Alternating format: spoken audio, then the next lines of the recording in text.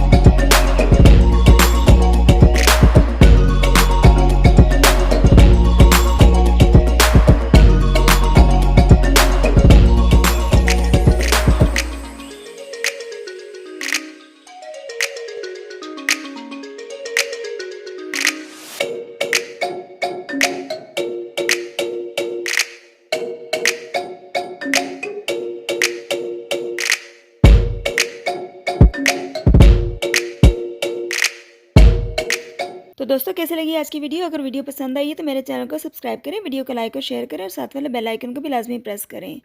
इसके साथ ही मुझे इजाज़त दें। इंशाल्लाह अगली वीडियो में मुलाकात होगी। तब तक के लिए अल्लाह हाफ़िज़।